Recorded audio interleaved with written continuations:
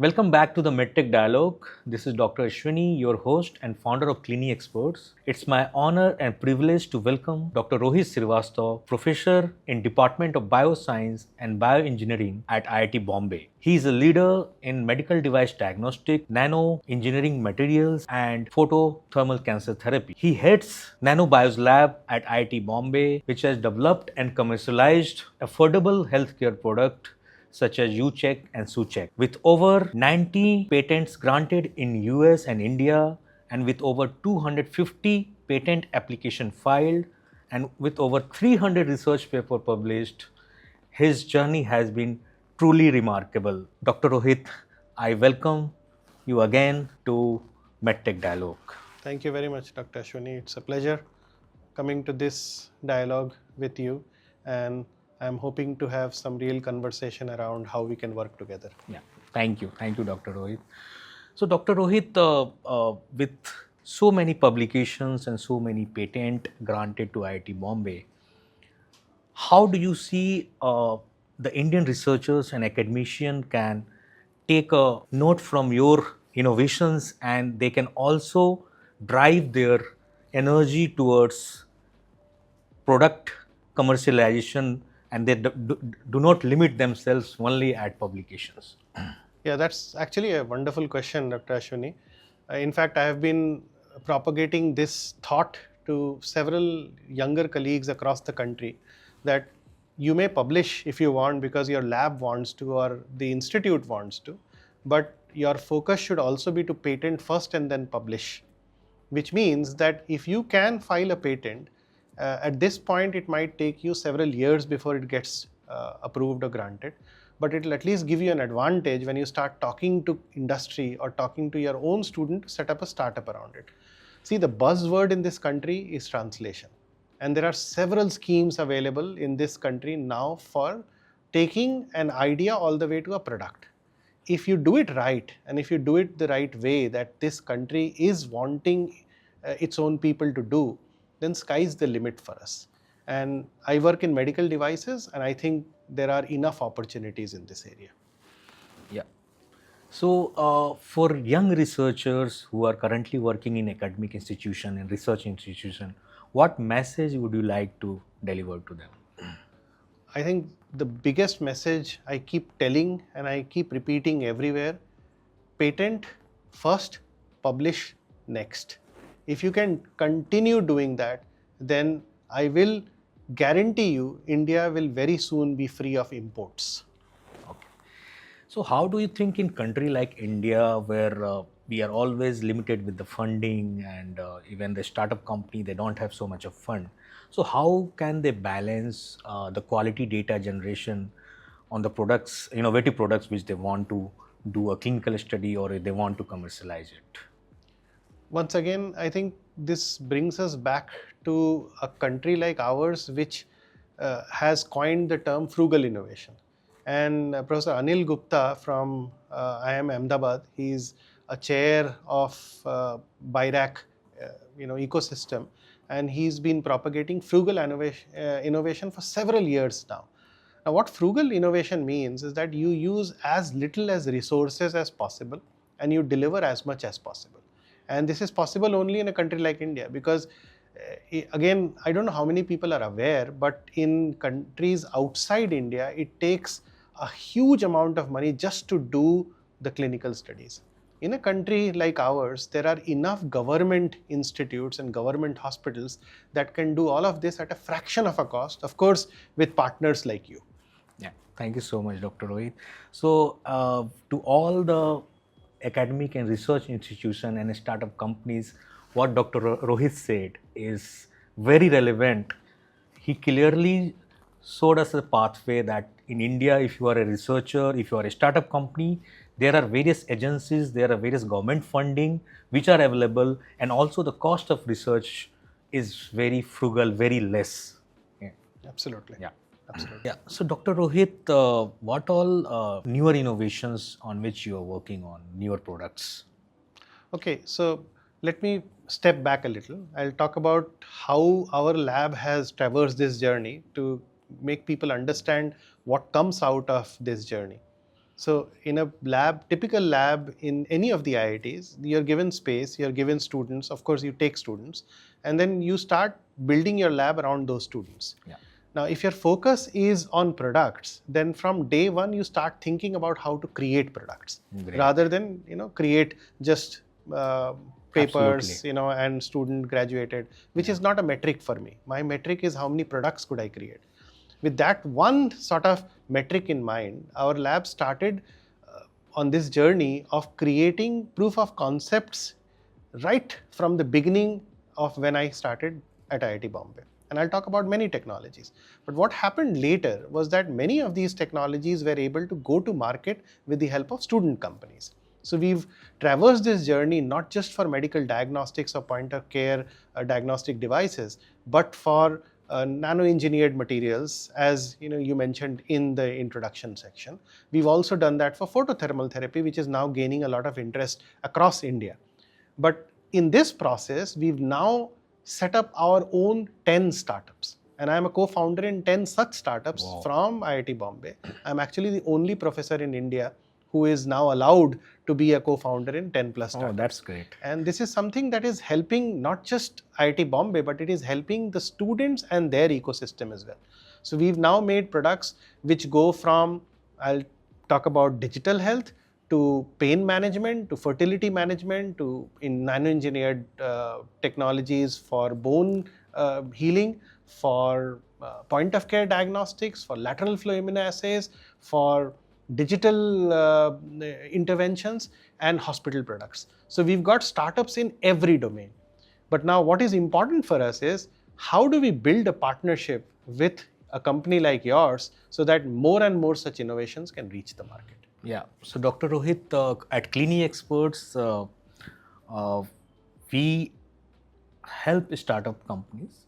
We assist startup companies in developing their regulatory strategies since the beginning of product ideation, or once you have a research product, then this is where our roles comes in. Sure. That's where we help companies to define their entire regulatory strategy, clinical development plan, at what all preclinical study they should do, what kind of clinical trial they should do. That's where we bridge the gap from the academic institutes to commercial manufacturing partner to market. Oh, that's very this nice. Is where we are helping we are helping academic institution, and we would be happy to help IIT Bombay as well in this. That's wonderful, Dr. Ashwini. But I think one question that we would all like to understand is what regulatory challenges do you see out of any such product? There are two classes of these products, and of course 4 classes that typically one sees in a typical product cycle. But what challenges do you see happening for taking these products through the regulatory cycle in India? Yeah, so as you mentioned that you are not only working on medical devices, you have a different sets of product. So as per Indian regulations or any regulations, these products are classified in different categories. Right. And for each category of products, whether it is a new drug or devices, or it is a biological products, or it's a stem cell product, right, or if it is a cosmetic product, there are different sets of regulatory strategy. So that's where we come into picture. We define the entire regulatory pathway, that how we can navigate, how we can define those regulatory strategy, and can help companies to or startup companies to bring their products to the market. Oh, that's very nice. Thank you very much. Thank you, sir. I would like to understand more on your photothermal cancer therapy, if you could elaborate more on that. Sure. So this work actually started when I had first joined IIT Bombay, and in fact I had started working with nano-engineered particles. And when I call them nano-engineered, in the sense that you can create a nanoparticle or you can create a microparticle, but how do you engineer the surface of this nanoparticle to make it more functional? Oh. And this is how we came up with the idea of taking a liposomal nanoparticle or a polymeric nanoparticle, but then coating that surface of the nanoparticle with gold.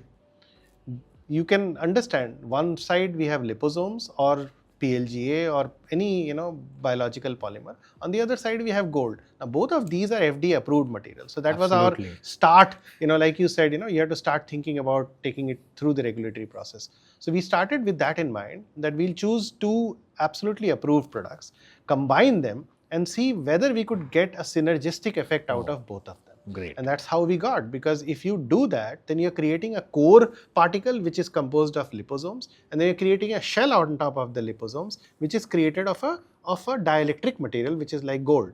So now you have a core shell structure on which, if you hit it with a near infrared laser or a light of a certain wavelength, the energy from that light is transferred to heat energy. So because of surface plasmon resonance, you will see that transfer of energy happening, which creates heat there, and this localized heat is able to kill the cancer cells. Great. So we were very excited because we finally found a material which could degrade inside the body, does not leave any residue inside the body, and this is something that I think would be very useful when you want to go through a regulatory process, because the regulators will ask you that question: what gets left behind? And if you find that there is nothing left behind, in fact there was no use of a drug, there is only gold, there is only liposomes, if you can kill the cancer cells on site, I think this is a technology that can do wonders for this country. Great. And do you think that adding chemotherapy also in these liposomal vesicles or the gold impregnated liposome would have more synergistic effect on? I think so, Dr. Ashwini. I think that's a very, very interesting and important question, because if you do it the right way, see, you may be able to kill 80% of cancer cells, with just heat. Yeah. Or, they may even be able to come back because, Yes. Once you remove the heat, then they have nothing that is stopping them from regrowing. Absolutely. Or if you have a drug there, which is an approved drug, again in liposomal formulation, there are enough of these liposomal formulations around. If you can put that liposomal formulation with the drug and then coat that with gold, now you have a particle which has double the effect than a single particle. Absolutely. So, yeah. So, Dr. Rohit, there are various academic institutes, research institutes, and there are various startup companies. They work on prototype products. Sure.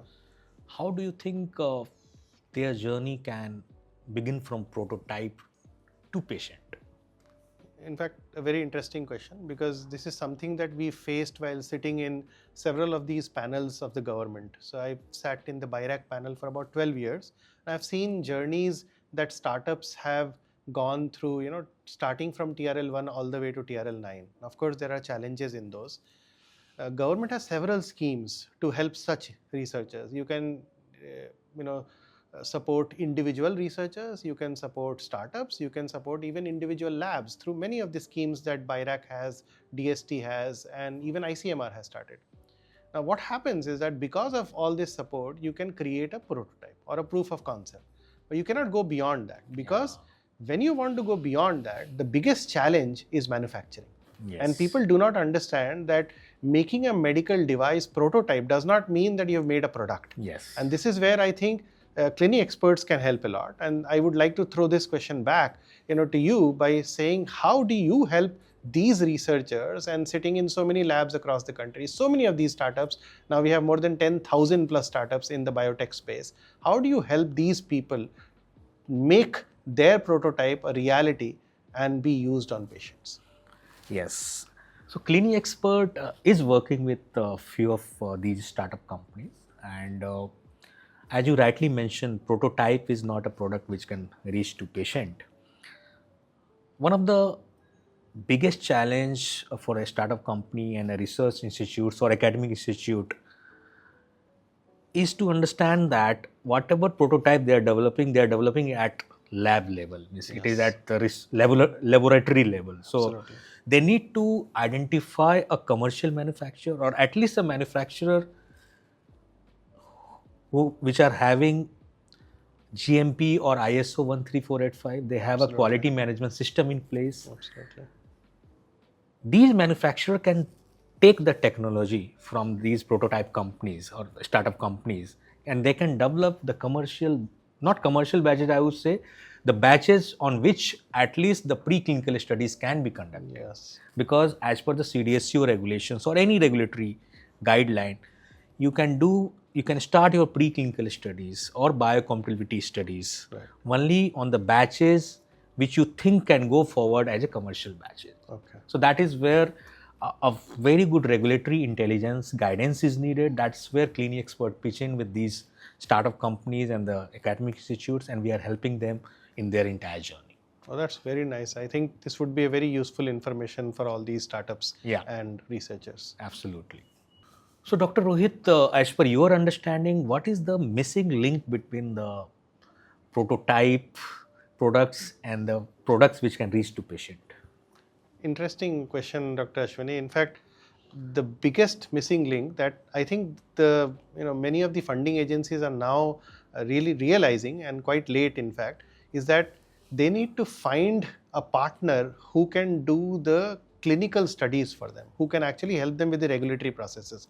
In fact, the government has several schemes where they come and talk about the regulatory process for it, but there is really no one who can actually help them do it. Yeah. And this is where I think more and more such CROs like yourself should be really available to help these researchers, these startups, these innovators to take their prototype all the way to make it a product and a reality. Yeah. So, Dr. Rohit, as you mentioned, and we are proud.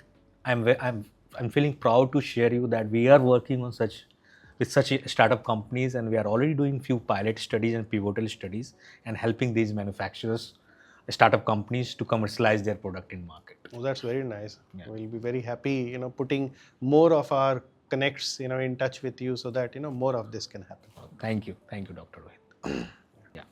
So, Dr. Rohit, as you know, we have various. India is a huge country, and we have various research institution, academic institution, and there are a lot of frugal innovations are going on. So, Absolutely. How do you think these frugal innovations can shape up India future for innovative products? Again, a very sort of pointed question, because frugal innovation has been started by a country like ours, and we are very good at what we do. Of course, I wish that there were more labs doing this, but there is a very nice sort of example I'll like to give here. Comes from a scheme which was started by Dr. Renu Swarup when she was in the BIRAC panel, and she was heading BIRAC, which is a company that came out of DBT and started helping these startups. Now, this scheme was called the Biotechnology Ignition Grant. Now, this ignition, you can imagine, you are actually igniting young minds to think differently, and that is what this scheme was. Mm-hmm. But the scheme was such a way made that you could actually give 50 lakh rupees to an individual. And you did not want them to be a company at that stage. You wanted them to come with an idea, to come with a really different sort of an idea, and say that, look, I want to do this, and I want to do it in this lab, or I want to do it in this incubator, but I would like money to do this, so that if I can show you a proof of concept, or if I can show you a prototype, then I'll be willing to set up a startup around it. And this was what fueled India's frugal innovation journey. Great. So, if you believe me, when I started out in BIRAC, and this was about 15 years back, there were about 5 or 6 healthcare startups in this country, and this was very focused towards, point of care diagnostics. But by the time I exited, there were 10,000 plus startup companies. Wow. And these are all those individuals who were enabled by this ecosystem to start thinking that given this small amount of money, and you can imagine 50 lakh rupees is what? Is about $50,000 or so, somewhere to the tune of $40,000. If you can give an innovator $50,000, it's actually a very small amount of money. With that small amount of money, he has been able to make an impact, which has now been able to make a product. As an example, I'll give you one product example. So there was this company, and I'm not naming a company, just giving an example. Company came with an idea that they would like to tackle UTIs, or urinary tract infections. Okay. And they would like to do it in a microfluidic chip. So typically UTIs are given as culture, and you know the process, and it takes time before it comes back. By that time, the patient would have already started experiencing pain, antibiotics need to be started. Now this company came with an idea, and this individual came with an idea that he would like to do this entire process on a microfluidic chip and do the same thing in half an hour versus 2 days or 4 days. And this was, an idea which was revolutionary. And we were very happy seeing that somebody had thought of this. We immediately, gave the go-ahead, gave him that amount. And in 2 years, this company came out with a prototype that could do what he had promised. So this is an example of frugal innovation. In fact, this company is now being shown all across the world as an example of an innovation that has gone from an individual all the way to a startup which is now successfully funded and being supported by several schemes of the government. That's really good to know that in India we have such products coming up with such a Definitely. frugal innovations. Yeah. And hats up to the Indian government for starting Yeah, agencies like BIREC. absolutely. And we need visionary leaders Which is like Dr. supporting. Swaroop. Yeah, Because if you have visionary leaders like them, she later went on to become the secretary DBT. In fact, during her term, I saw so many schemes being launched which has helped these innovators. great. So, Dr. Rohit, when do you think that Make in India products can reach a global market? Yeah, I think Dr. Ashwini, that's a very, very interesting question. Because, so far Indians have been innovating for India. And which means that, we use our processes, which is frugal innovation, for looking at need statements from the country and make it for the country, which is, using partners like you. But the moment you want to do it for the world, there are two important factors that will come into play. One is you need statements from the West. Absolutely. Which is, you need some of these people from the West or from America, from Europe to come to India. And there are enough of these Indians, who are professors, who are really large multinationals in the US, who are working on such problem statements. And they know that there are such needs which exist in these countries. They are the people who we need to get in touch with. And there are enough examples. I can name many, many people who can come to India and tell our own innovators what is required for these people to look at needs of the West. But then the second problem that I will now throw it back to you is, even if we do know the needs of these countries, even if we can innovate, even if we can make products, how do we take these products across the border to countries like US or Europe? Yeah, Dr. Rohit, that's a very good question. And to all the manufacturers who currently are targeting only India as a country, I would like to give them a simple advice that if you are a manufacturer and you want to go global, let's say if you want to launch your product in US, Europe, or UK, or any regulated market, your planning should be perfect at the beginning itself. And it does not require a lot of investment also. That is something which I would like to share to with all the startup company or the manufacturers. Sure. The initial planning when they are setting up their manufacturing facility, initial planning when they are setting their QMS, quality management system, ISO 13485. Right. Planning on their product development journey, which can be starting from your pilot clinical investigation up to pivotal clinical investigation. They just have to increase the number of sample size. They have to just look it into the regulatory needs of these countries like US, UK, and Europe. And now one of the good part is that if you are generating a data in Indian population, they are accepted at US FDA if it is done as per their regulations. Though in Europe and UK, you have to have patient from these countries also. But these data are accepted now at US FDA. In fact, US FDA now promote that you should have a global data. India, Oh, that's very nice. yeah, Actually. you should have a global data so that when you are submitting the entire package to them, they will give you the approval based on the data generated from different ethnics. So that is something. If the manufacturers are planning at the initial stage, I think they can launch product in India as well as parallelly they can launch to US and other markets as well. So I think one confusion I still have is when you mentioned that they could use data from Indian patients, do they still require data from American patients? So that is something, that's a very good question. So that depends upon the various kind of products. For certain products where there is no ethnic variation based on the product type itself, then the Indian data is also acceptable. Or if the product is similar to other devices which are already there at US and it is falling under predicate device category, even if it is matching 80 to 90% of the on the criteria and characteristic, US FDA sometimes accept Indian data. Oh, that's very nice. So thank you very much for bringing that point out, Dr. Ashwini. Yeah, thank you. So Dr. Rohit, AI is shaping now the entire healthcare industry. Yes. And most of the devices and diagnostic kits, IVD products, are going to have some kind of AI features. Sure. Combined with the hardware technology which they have. So how do you think AI in MedTech is going to change the future of Indian healthcare and global healthcare?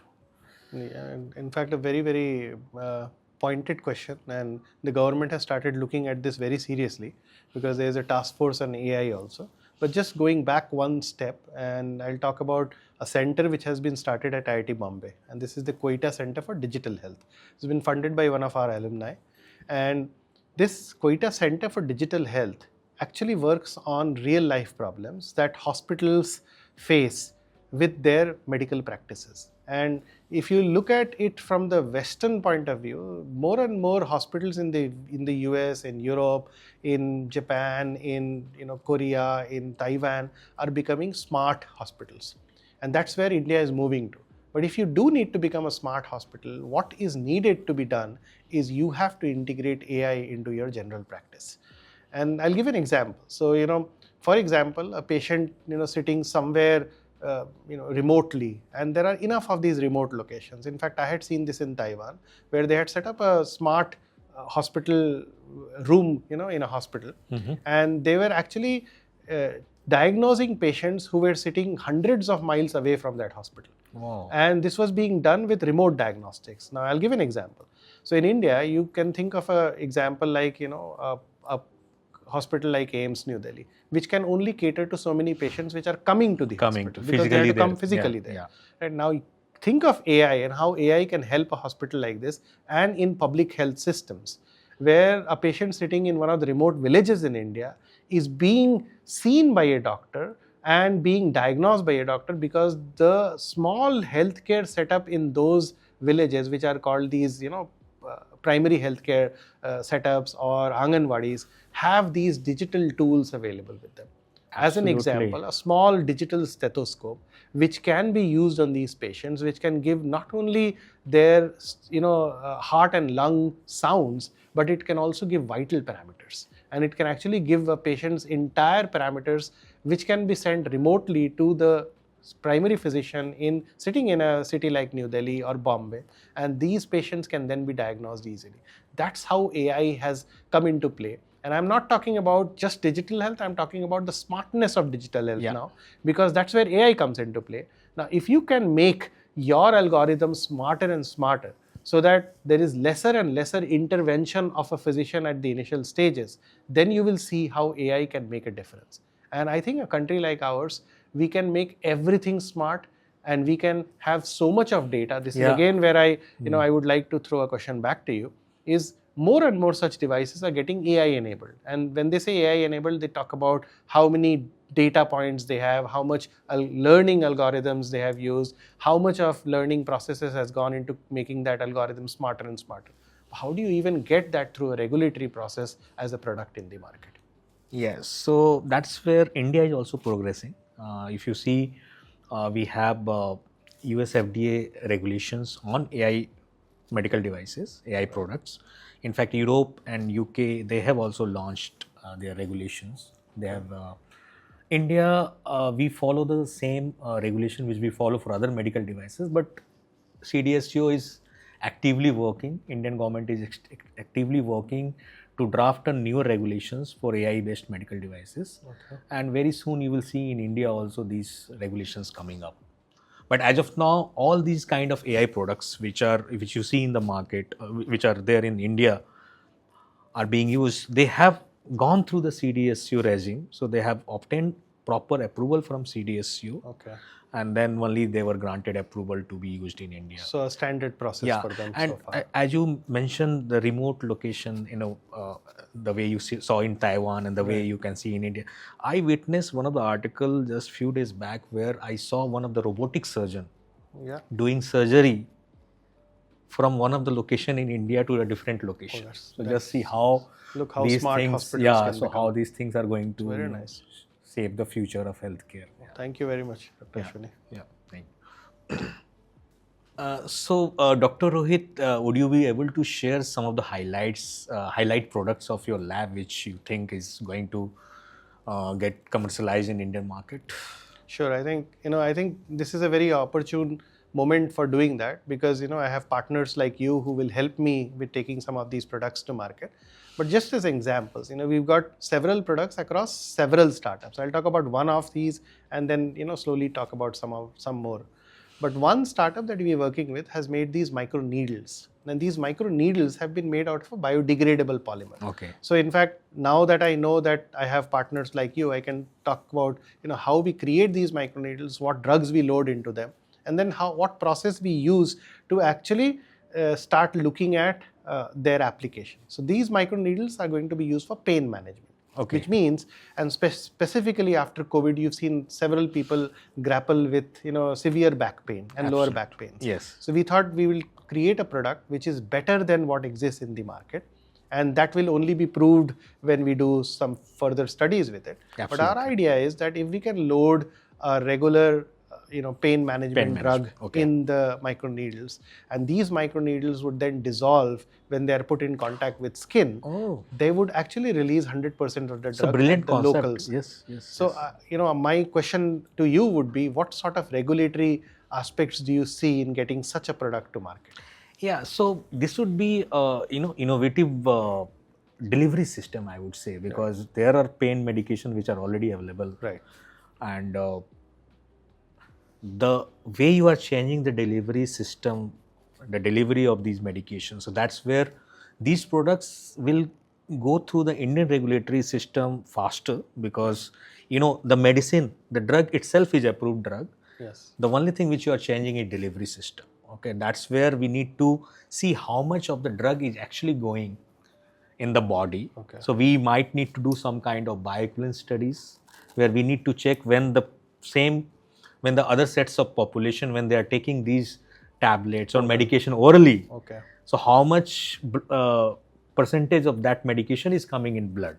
So that is where, and when you are going through other delivery system, is it matching the same kind of concentration in the blood? So that's where we need to do little some kind of clinical development pathway journey, which anyway we'll discuss with you. That's and perfect. we'll plan some kind of a study which will prove that through your innovations, through your delivery system, we have a similar concentration, and with oral systemic formulation also we have a similar concentration. If we prove that, Indian regulators will give you the approval. Oh, that's very nice. Thank you very much. Yeah. Now, there's another company that we've set up, which is working on many of these digital health sort of products, or products which have a component of AI, as you just mentioned in the previous question. Now, an example of this is a stethoscope, and I mentioned this stethoscope. I keep mentioning this because even after so many years, the cheapest and the most affordable stethoscope, digital stethoscope that you can buy in India costs you about 15,000 rupees. There's a version from 3M which costs about 30,000 rupees, which means that you cannot even think of deploying these digital stethoscopes at the primary healthcare center. Yeah. If you cannot do that, at the PHCs, then you cannot make a smart device that can be connected with the secondary or the tertiary healthcare system. Now, our idea is that we will make such a stethoscope which can be put into the market at say 2,000 rupees or 2,500 rupees. I'm not even giving a number right now because that number will happen once we have more details on it. But looking at such a value addition product, how do you think the regulatory aspects of such a digital stethoscope would look like? Yeah, so this will be a pretty easy pathway. The only thing is that such kind of digital stethoscope, if you are developing, we need to do some kind of a study where the clinician, when they are using their normal stethoscope, the diagnosis which you are making through your digital stethoscope should matches with the clinician's stethoscope when they are checking is any kind of systolic murmur or diastolic murmur or any kind of heart sounds when they are checking it. It should match with their criteria. In fact, when you were developing this digital stethoscope, you would have definitely taken into consideration of all these heart sounds which come through normal auscultation when you do through a normal stethoscope. Sure. And I think when we have some more discussions around it, I think we'll figure out the way forward for it. We will definitely. These kind of products generally falls under class A and B medical devices, which has a fastest pathway to reach to the market. Yeah. So I have a last product that I would like to talk about, and this is again a hospital product, in the sense that whenever somebody gets admitted to a hospital, and gets bed, sort of a patient on a bed, they are usually put on IV drips, right? And you've seen these patients, hundreds and millions of them, across the country. Now, the the problem with them is that these IV drips, while they are being sent to the patient, it's okay. But as soon as the bottle gets empty, the patient's caretaker has to run to the nurse's station to tell them that the bottle is empty and you have to replace the bottle. Yes, absolutely. A very big problem, and we've seen this problem statement in many of these primary hospitals in India. Our idea was, can we now equip each one of these beds with a very small device that can look at the drip monitoring system, and it will just monitor when 10% of volume is left in a bottle, and it will actually give off an alarm. And that alarm can be seen at the bed via an audio or a visual sort of a cue, or it can also be seen at the nurse's station via so nurse's station will receive that at this bed number the bottle is getting empty. Absolutely. So our idea was this. We actually made a product out of it, and we made the device. It works exactly as the way we envisage it would. But now my question is, how do you even get it as an approved product? Yeah, this is again the similar kind of product.